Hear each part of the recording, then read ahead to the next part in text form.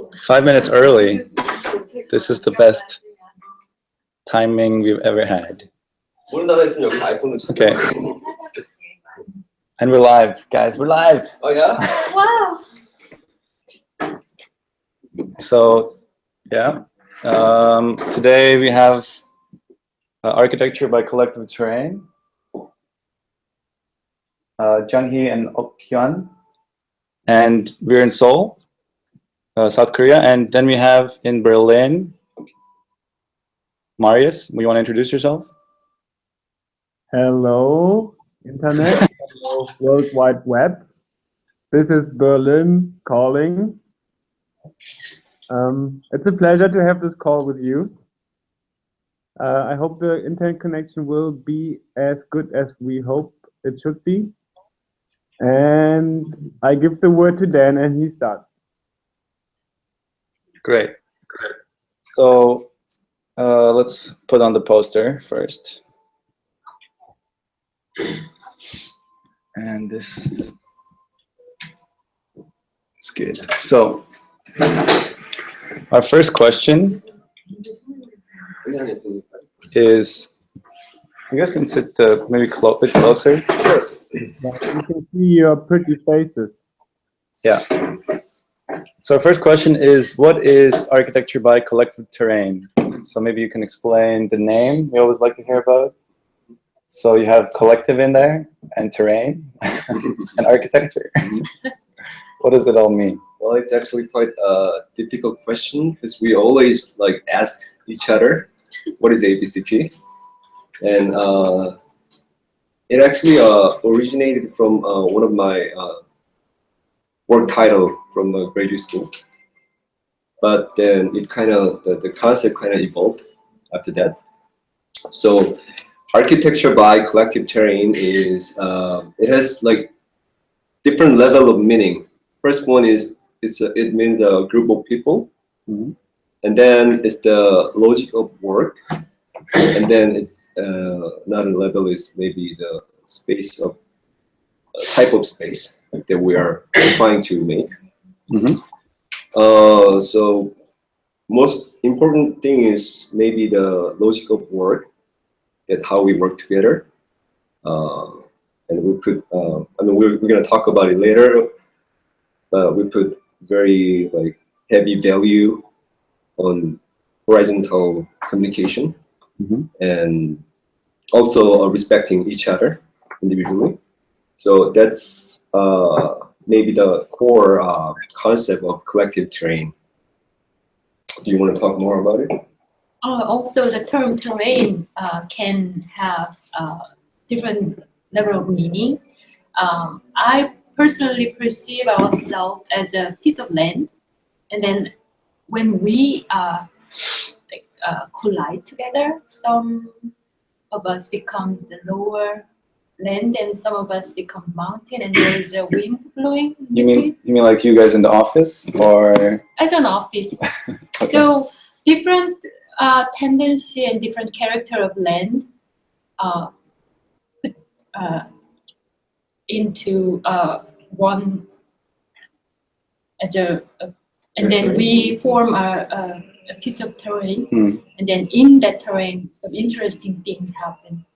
Okay, so this is a very horizontal, or I mean, system is very horizontal. But then there's highs and lows. Yeah, characteristic of each of us is very different. Okay, yeah, I like the landscape analogy.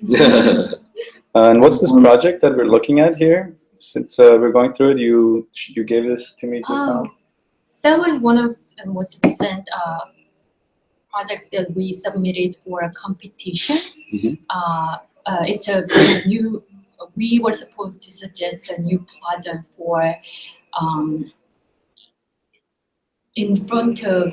It's a very vibrant and also commercially very busy part of Seoul, mm-hmm. and also very politically and historically important part of Seoul. And then at this moment, there is a current existing plaza has very hierarchical, and then like a memorial, like how do you say? It's monumental like qualities, and we thought it doesn't reflect the current tendency and also current people's. It doesn't reflect the desire of the people of this time. So we newly suggested a new plaza which has multiple core, and then that core is represented as a small circle. Okay. So it's a plaza with many circles, and then the circle, each circle hosts a different kind of event and activity. The people freely occupy the circle and they create their own activity, and then also that becomes a stage or platform to view outer the surrounding, which is a kind of context, historical context that was already built. Okay. And this was in the office. It was run by you. Like, was this you were the boss on that project, or was it everybody? I was a leader, and then I got the really good support from everyone in the office. Okay.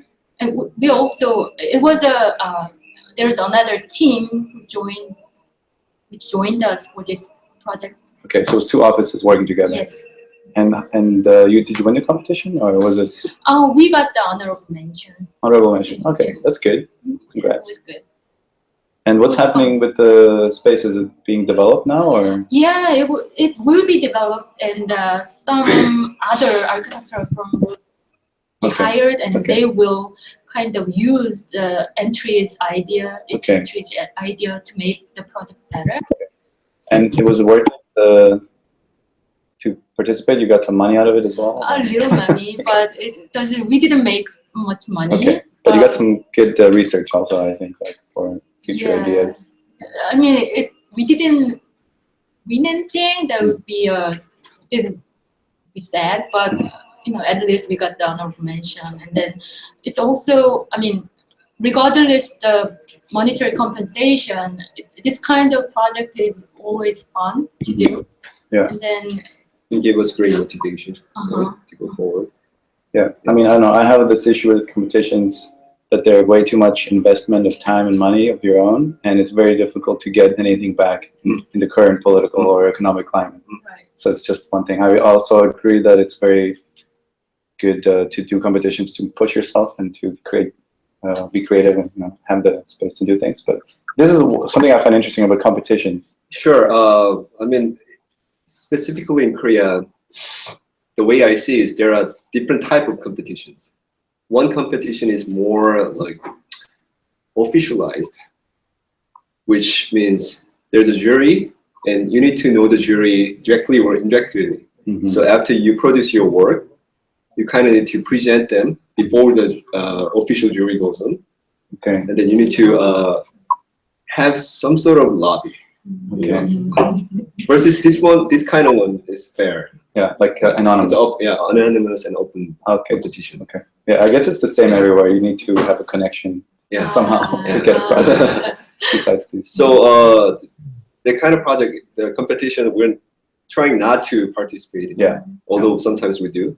Yeah, but this kind of one is, I mean, the competition is not too big, but it's always like very fun. And we're trying to find a way to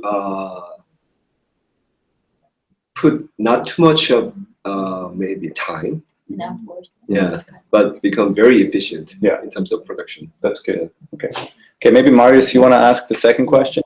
I would like to talk about you guys again a little bit, and to ask you, first of all, how did it all start?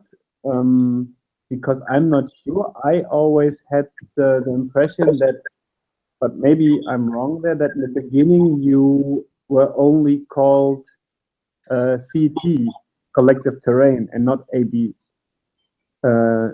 but maybe this is wrong. So maybe you can talk about the very beginning, how you met each other, and then follow on with, maybe tell us how many people you are in your group. Do you have a core? How many people work with you? Do you have employees? Do you have freelancers?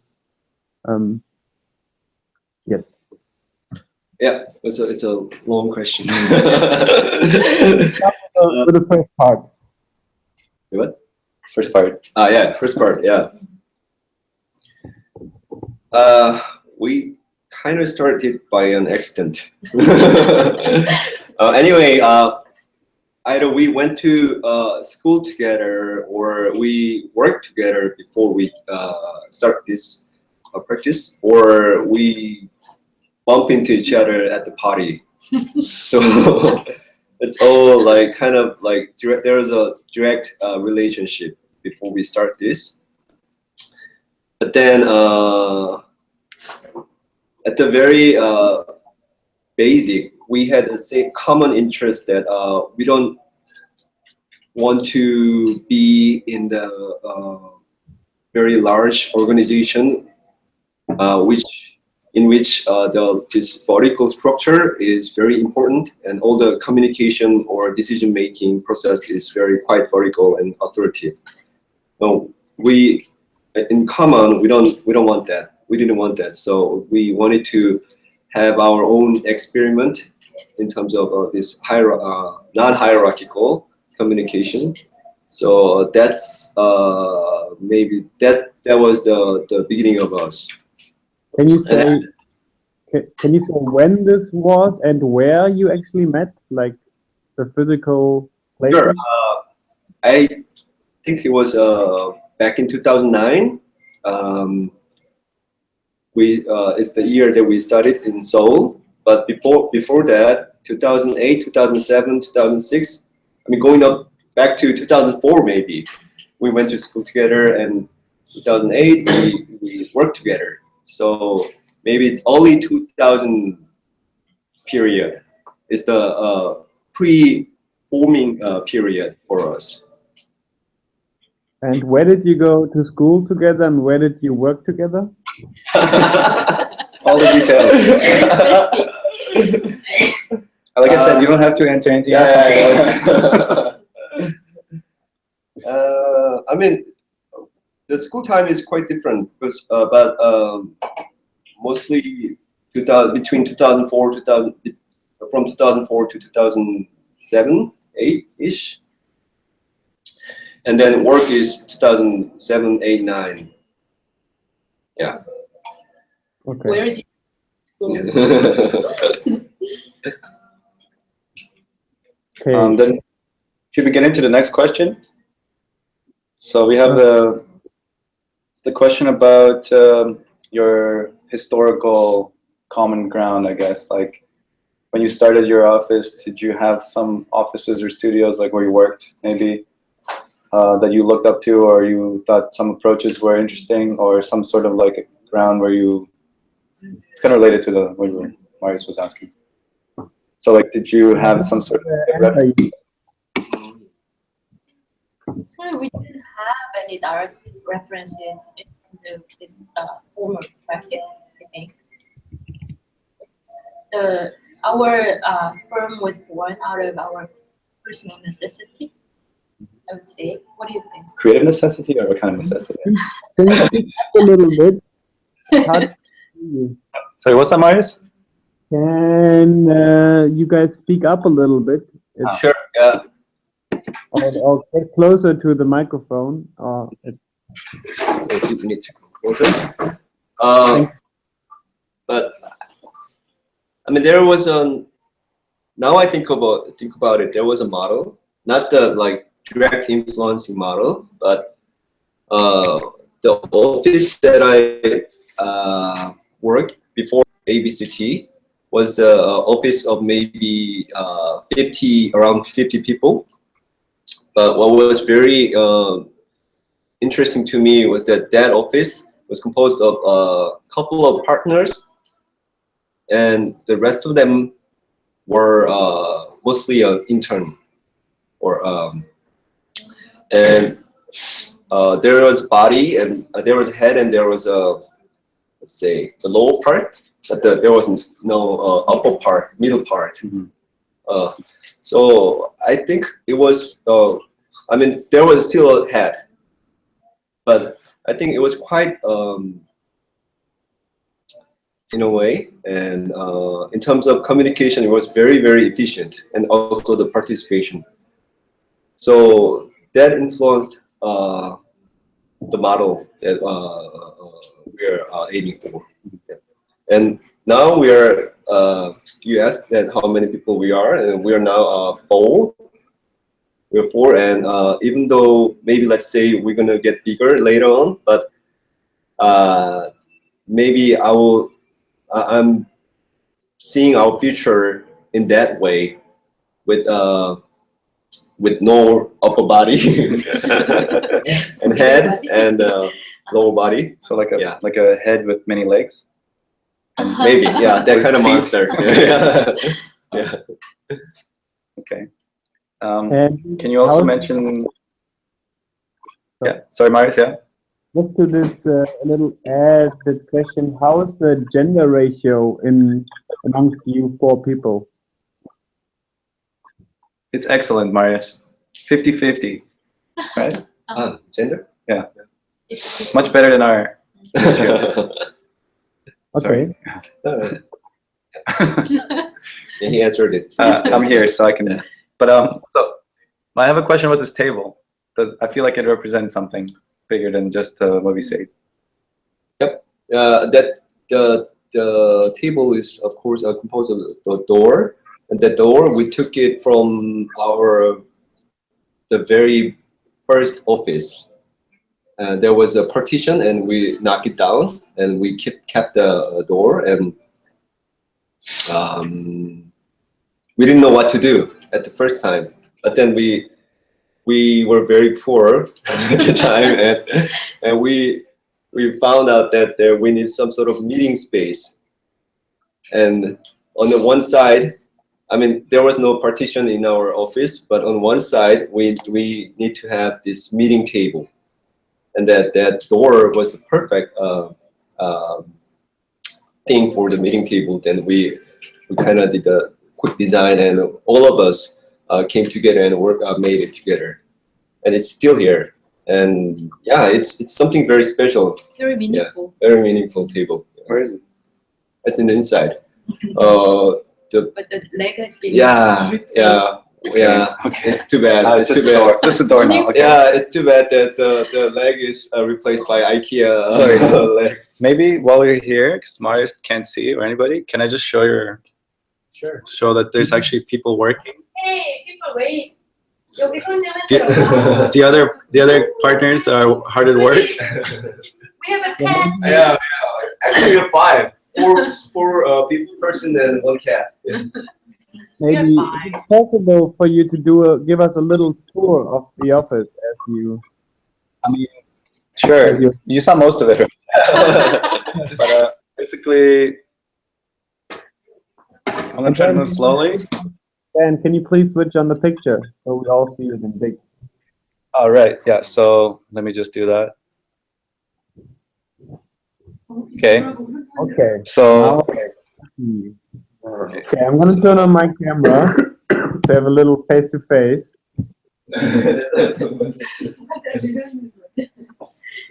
So this is the main working area, and their table looks very much like some places we know, maybe. And then this is the entrance, and the model display area where all the ideas are safeguarded. And Okay. and then there's a meeting room, a very important library meeting room. And this is the table. And this is the That's the table, table. but the legs have been replaced. Yeah. Sorry. Yeah, Right? It wasn't meant that's the tour. Yeah, it's a sad story because the leg is gone. Because when we moved, the table wasn't fit into the door, so we had to replace it. But And the design of the leg, was it inspired by something? Because it reminds me of like the Ensomari tables, the do-it-yourself furniture Ensomari. kit. You know, Enzo the Mari. Marxist Yes. designer. no, I'm, Was born maybe out. I'm too ignorant, but I don't even know the designer. So, Okay. yeah. Okay, not a copy. Not a copy. Yeah, it's not a copy. It's very unique. Okay, speaking about Enzo Mari. Okay, Marius, you want to ask this one? Yeah, you can frame it. Speaking about what? Should I ask what? The next question, politics. Okay, the question is if there's any politics informing your work. And if yes, please describe. If not, tell us why not. But you, yeah.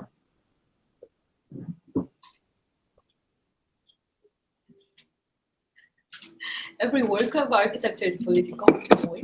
Yeah. And I think some of our projects has more politically strong, deals with more politically strong issue, but some of project doesn't, don't. So, for example, one of our recent projects, the public plaza, has more strong political idea within it. And also one of the image that it's included in the slide is a wedding pavilion project. This one? Yes, we wanted to suggest a new type of wedding. It's in a way not very directly political, but currently we see the culture of wedding and the system around it has really negatively influenced by the logic of capitalism.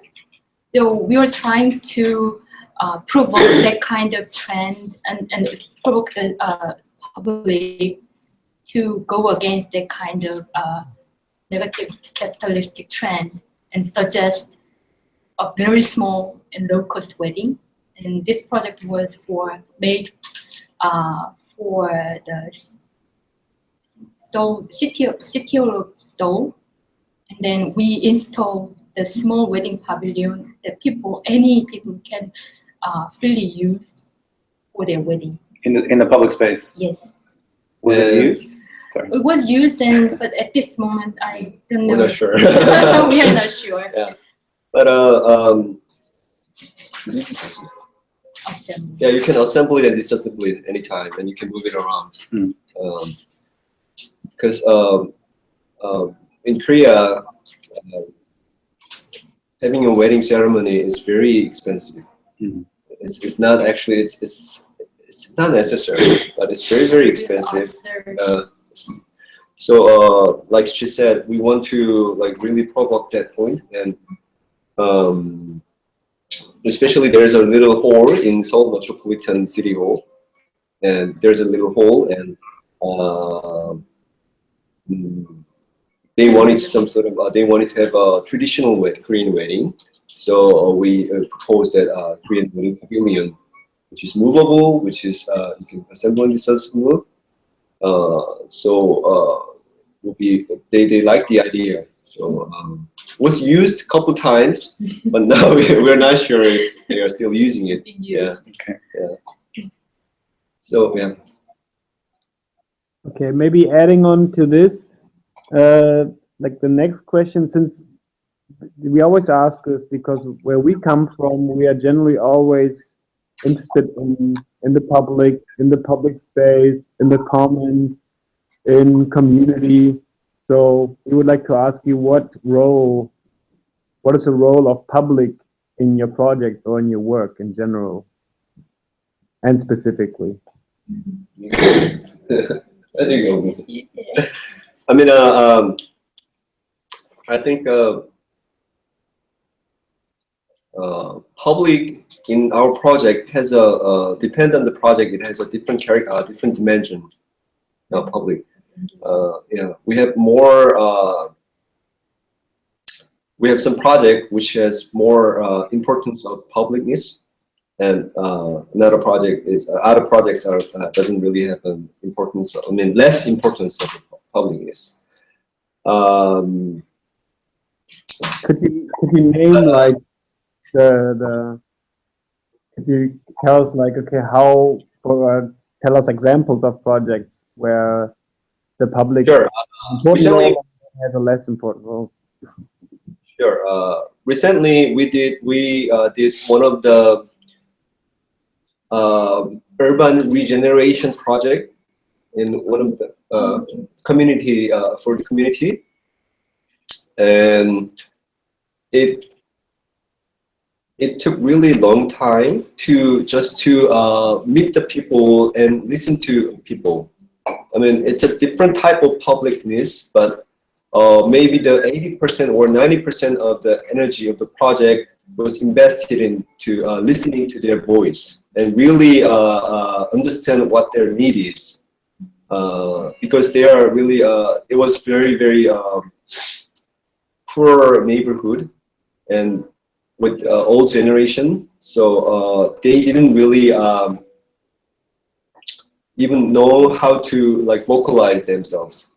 So we had to go there very often, and we had to hold a regular meeting, and we had to go one by one, house by house, and really talk to them like personally.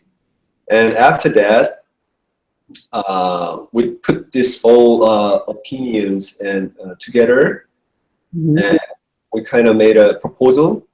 And now we are in the process of reviewing it with the people, with the people from this neighborhood. And this project was very, it gave us a very good learning about the public. When we do the more like public project, the participation or engagement of design or the attitude of designer should be in a way quite neutral to really in a way like really communicate and drive them into what they want. What's some specific lessons there actually for you, like learning, talking to the public there, or the older citizens, or is there any specific specific kind of take-home lessons that you can think Take-home lesson. Yeah, like specific. The project always doesn't go the way that we want. I mean, what public wants can be drastically different to what we think is ideal. Yeah. So I mean, maybe you need to you mentioned. Yeah, you need to be very patient. Okay. That's the biggest learning that I got. Yeah, we got sure. That's a good lesson. Yeah, patience. Patience is important. Of course, it's a government project, so there's some specific time limits. So we couldn't go further. We couldn't go further. I mean, it's too bad. We had to really like summarize by the time. But I know we understand that the project is not done. It's gonna go like for like next 10 years, and so it's really a process-based project. Yeah. You want to talk more about it? I mean, in order to create the goodness in the public realm, it takes a lot of energy, time, and also it cannot be done by the ability or capability of design only, but also the help of the society, community, and the government. A very general answer, but that's what we want. I mean, you have to be patient, and you can't be too rigid with your views, because as an architect, you also have your own kind of set views or maybe baggage that you think things have to go in a certain way. You also, come up with all these things from your history. So maybe this is a good segue into the next question about talking about rigidity. Yeah, when you plan a project, you keep flexible. Oh, sorry, Marius, you want to say something? Yeah, I just want just to introduce the question. If looking at your homepage and reading your about text on your homepage, I get an impression that you are generally interested in complexity and complex projects, and you're mentioning that research plays an important role in your work. So knowing this, we would also like to know, how rigid is the projected outcome of your work? How open do you keep it? How does the research in the end influence the result? Can you explain more about rigid? Because it's very quite big word Yeah. So yeah. I mean, I can explain it if you don't mind, Marius. Please. Like, architects like to make plans and stick to the plans. So when you do more public projects, or when you do more temporary projects or more political projects with more clients or more people involved, you have to be more flexible. So you have to come up with a more flexible plan. So the question is, how do you guys approach that? Basically, do you never, when you make a plan, do you never change it, or do you have a certain approach that's dealing with the public or with? I mean, in superficial level, I mean, for the most of our project, I mean, we cannot. I mean, at certain level, we want to stick the strong concept and idea of the project, but there's always a situation that we have to be flexible. So in the case, as long as it doesn't ruin the bigger idea of space or the goodness of the space, we try to cooperate to the kind of situation, whatever. I mean, as much as we can, as long as it doesn't really compensate the quality of it. Our ambition, I mean, our purpose of doing this architecture is not to satisfy only ourselves, but to satisfy the need of the client. Yeah. So, and I think maybe Marius also was saying, like, with this, you guys are very kind of theoretical on some level, or you have a lot of research that you want to bring into the project. So is there a way to be more, like, is there some sort of steps you can take, or do you take to be like kind of on your feet, or I don't know, is there some sort of process that's special to you guys? And how do you manage to integrate these research parts into projects, or do you outsource them? Do you do the research by teaching at the university? Or so? Sure. Yeah. I mean, recently we got some fund, fellowship fund, from Korean Architects Association. And I mean, sometimes we do by ourselves. In that case, we cannot really make like deep research. It's in a like superficial level. But for some issues that we are interested in terms of like long-term perspective, we're trying to get a fund, or we're trying to get in contact with like some sort of like scholarship foundation association. So for this case, we recently applied for the Young Architectural Fellowship. And we had a theme of embracing the absence, the European funerary architecture. Interested in that, actually. Because like wedding pavilion project, the funerary in Korea is, to us, is it's quite absurd, right? I mean, it's too much. It's like many things in Korea. To us, it looks like very like mass-produced and too intense, too fast, and very much like forced to forget about money-driven. So we were kind of like always interested in that area, but when the chance come, we made a proposal and applied for the fellowship.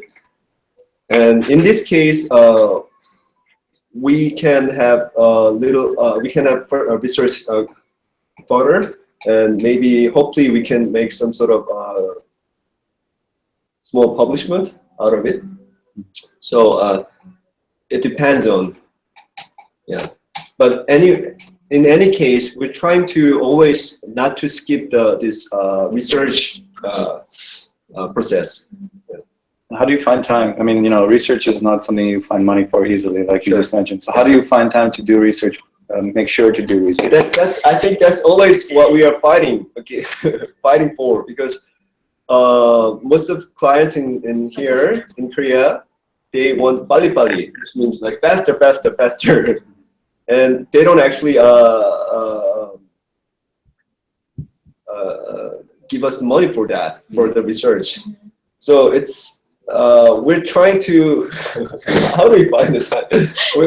We're trying to like, in a way, self-sacrificing. You know, we're trying to elongate the period, but we don't get the money for it. Compensation.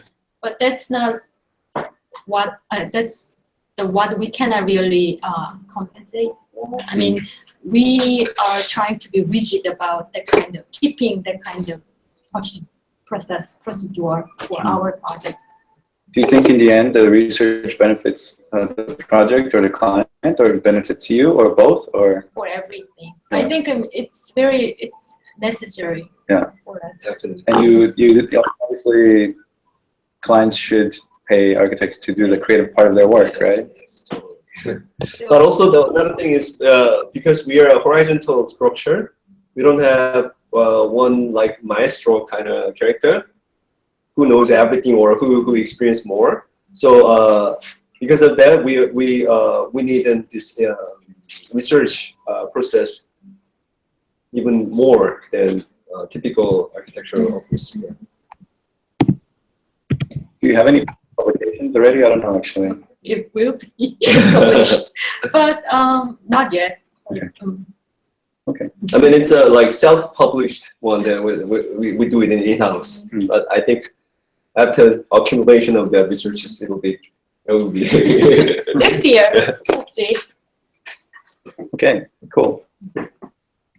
And then wow, Oh, that's wow. an interesting. next big question. How do you pay the bills? This is something we all struggle with. I mean, you've been able to keep, doing projects you like and also maybe not like, probably for quite a few years now. So I think it's interesting for us also because we're not as experienced as you guys. So we're curious. I don't know. How do you make it work? I think our project has like different tracks, right? Yeah. And I can you mean, see the picture?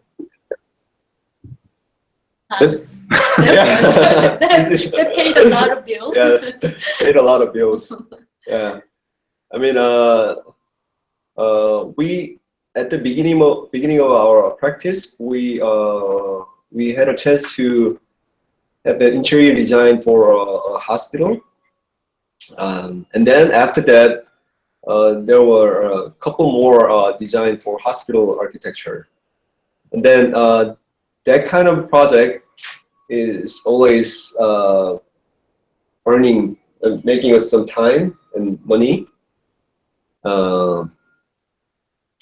So not every project is paying our bills, but we're always trying to have this sort of a project that let us going, and then occasionally when we found some more interesting project, then we do. And making less money project. We also try to have those kind of projects in our work so that we can balance. I mean, we are not afraid of trying the new things. Did you kind of pick up this way of working from your previous works, where you worked as well before, like in the offices you worked before? Or is that something that every architect has to do, or I don't know, what's your, okay, I guess some architects also just do money projects, maybe, hypothetically. I don't know. I guess my question is, why? I think our approach is quite general in terms of in young architects in here. I think no architects can do only funny experimental projects. They need to run their office and they need to do some project that makes them money. Yeah, but we're trying to keep our I don't know. To me, every project is same.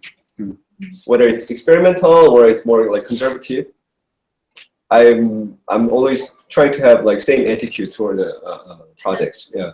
Yeah, that's good. That's good thing about you. I'm I'm kind of different. I mean, I'm picky and I like the fun things, other things. But I always respected this kind of attitude, and his attitude is one of the reasons that our firm can be sustainable. I believe so, really. And I mean, some people only do the project which makes enough money, but it's mainly the, when you follow the trendy path, you always get the money. But I personally think that kind of path doesn't lead you to the next level. So I'm intentionally trying to get the project which is not in the popular area, for example, the public project or experimental kind of project. So she's the one always like looking for the competition and bring Or the venture. bring us the I'm the competition money to our hole. office. Yeah. So she's the black hole in terms of money. No, I'm just. But then you must have organized the Europe trip, right? If you're always searching for adventure. Yeah. So it's also good things come out of it. Definitely, yeah, definitely. We need her. We need her. Okay. So in terms of the hospital, just a quick question. Did you designed it and you executed it? Or what was your role? Just to get an impression. The hospital, I mean, whole process, we were engaged. We designed it, and what do you mean execution? Like construction drawing? Or construction itself? Yeah, both. Like, how far did you carry it? Because hospitals is a special typology. You need a lot of knowledge building. Sure.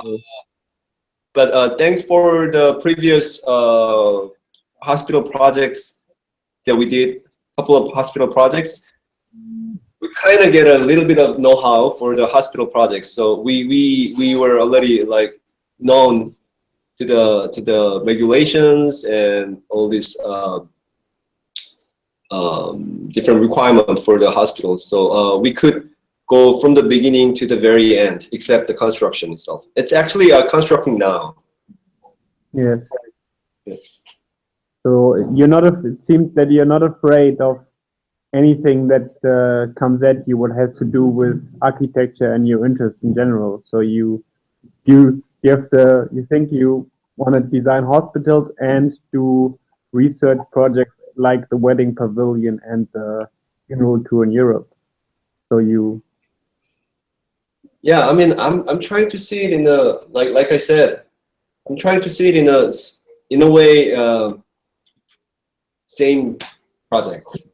I mean, it's not same at all, but I'm trying to see the core quality. In terms of core quality, I think it's the same for me. Yes, I understand. I don't differentiate it based on the typology. Of course, You want to yeah. favor a certain project over. I'm favored of certain projects, but we have to run the office. Okay, speaking about running the office, intern power. Do you use interns? Sometimes. And in that case, when they are a student, school partially fund the compensation, and we partially pay. For example, 50-50. That's how we. So you use like students also that can have funding from the school, or some sort of credits or something. Right. Okay. And do you hire them for a long term, like 6 months, 1 year, or 3 months, or how do you? Basically, in Korea, the most popular type of internship is for 2 to 3 months. Okay. While they are having the summer or winter vacation. Yeah, and can they be useful in that time, or? It's like having interns always. We have to invest the time for education. It's kind of contributing our ability to the society. That kind of idea. I mean, longer internship. Yeah, I mean the 2 to 3 months are the longest, I think. Yeah. But there are a few interns that who just comes back again and again. And in that case, we don't have to like re-educate them again because we know each other and we know how we work. So I think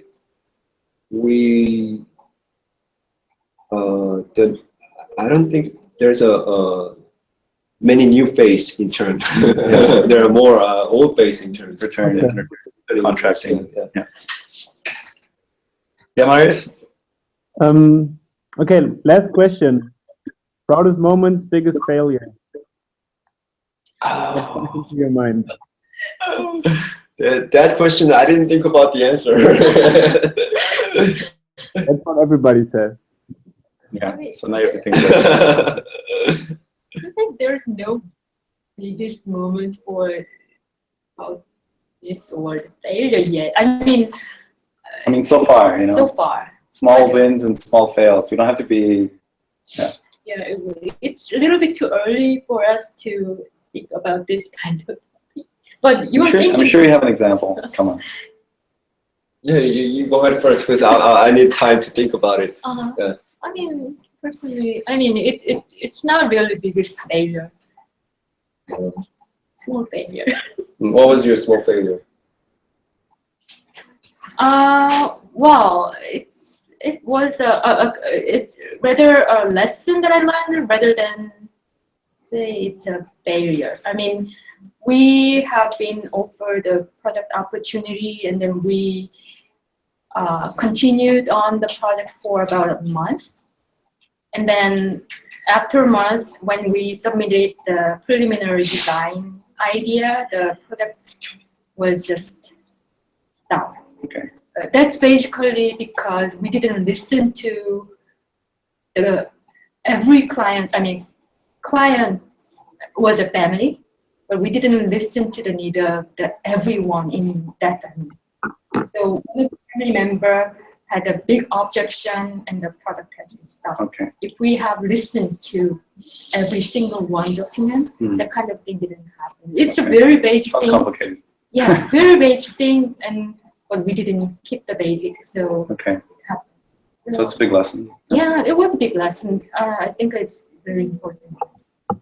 From that time, I tried to figure out that everyone is involved in the project. I mean, to listen to them first before we do anything. Okay. Okay. That's a good one. Yeah, to me, proud moment is when we complete our project, and when people come to that project and just when they use it, you know, in every different way. I think I don't call it proudest. I think it's very exciting moment to me. Yeah. For example, like Anyang Pavilion, the round marble design and constructed, where I was there to help them, and that was very, very interesting with the participation of people of Anyang. But also when I saw these little children just like occupying the area in a very like different way that we imagined, I was quite excited because of that, and I think that dynamic made us like go forward. And couple like another project was this hospital interior design project. And after like 4 to 5 years, I revisited the hospital, and I found that the owner of the hospital was trying very, very hard to keep the original design as it is, maintained very well. That So I doesn't was happen always, but that's I was special. it was quite like I was quite moved. That's Yeah. nice. Yeah. And biggest failures. Biggest failure.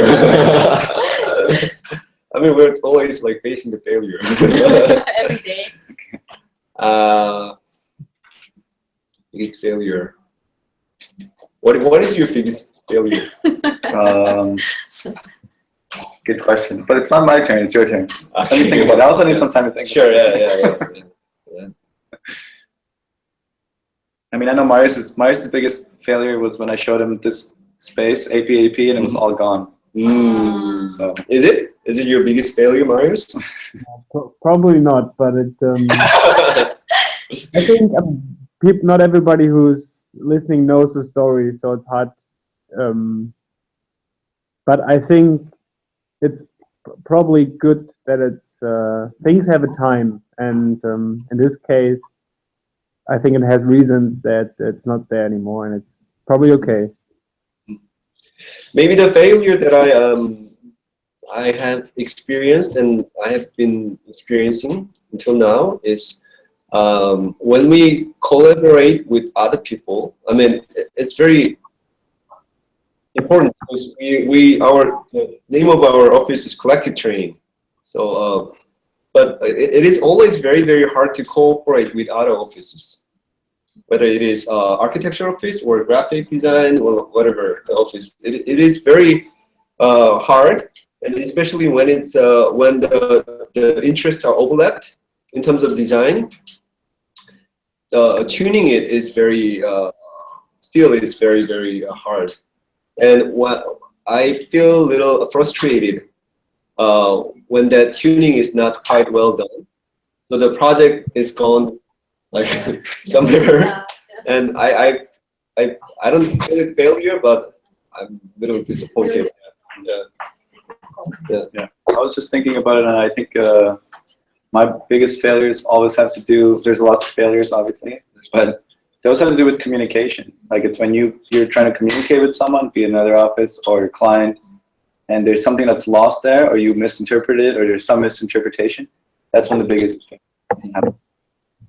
I mean, in my opinion, I have this issue. Maybe it's also personal. I mean, That's for the biggest my failures. failure also can be, translated as a problem of communication as well. I mean, it's the core of design process. I mean, if you don't understand someone, I mean, very clearly, Yeah, the intention. we all imagine different things in our mind. Yeah. And That reminds me another project which I just talked about. That's urban regeneration project. And while we were talking with the people from the neighborhood, we had to also talk with these people from the government. And I mean, I'm not trying to generalize them, but the people that we met, they have very, very different attitude about this project. And after meeting, we kind of realized that it's totally like parallel opinions. You cannot come together. We couldn't come together. Yeah. It didn't merge. it's going parallel. It was very, very frustrating. I mean, it's still frustrating. Yeah. But in that case, it's like seesaw kind of thing. So we know that we're not trying to be very rigid in that process. So we're trying to be very strategical in a way.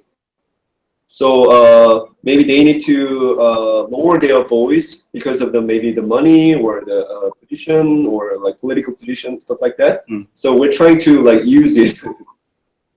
So, but still, up to now, it was a very, in a way, frustrating experience. Okay. Actually.